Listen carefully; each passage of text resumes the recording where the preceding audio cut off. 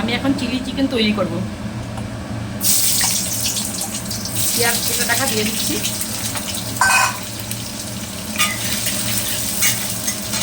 Capsicum কেটে রাখা দিয়ে দিচ্ছি।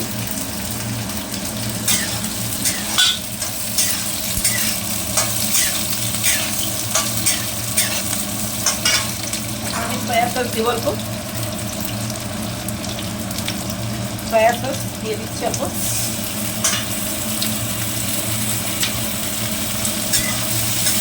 আর একটু নুন দিব আমি।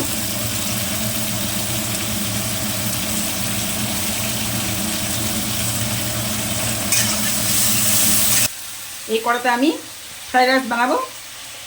আমার জন্যে কাজু কিশমিশ একটু ভেজে নিচ্ছি।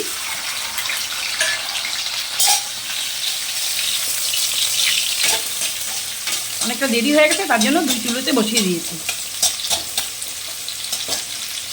এখন আমি দিব গাজর আর ছোটো ছোটো কেটে রাখা ঝিরঝির করে, আর মটর সিদ্ধ করে নিয়েছি অল্প, দিয়ে দিচ্ছি। একটু ভেজে নেব।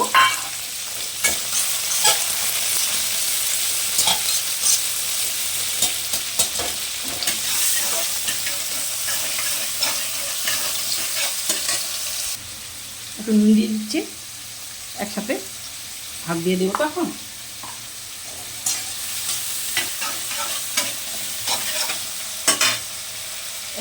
এখন আমি ভেজে রাখা চিকেনগুলো কর্নফ্লাওয়ার দিয়ে ডিম দিয়ে ভেজে রেখেছিলাম আগে, এখন দিয়ে দিচ্ছি সব কয়টা। এখন একটু নাড়াচাড়া করব।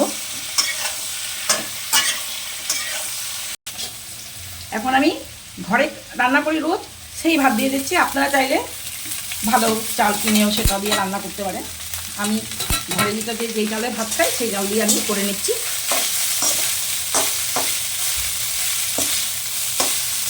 এখন আমি টমেটো সস দিয়ে দেবো যতটুকু দরকার।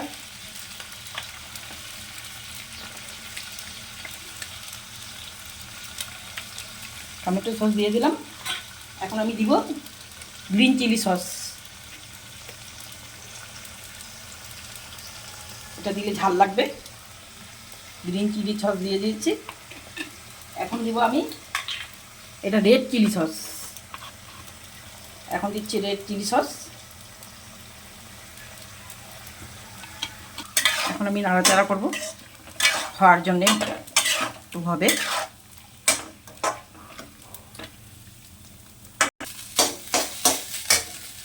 এখন আমি দিয়ে দেব ঘি। ঘি আমি বেশি খাই না, তাই একটু দিচ্ছি।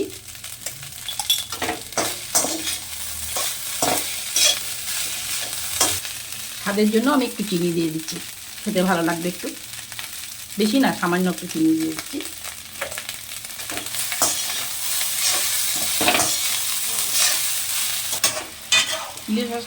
চিলি চিকেনটা আমার হয়ে গেছে। এটাকে একটু কালো কালো দেখাচ্ছে কিসের জন্য?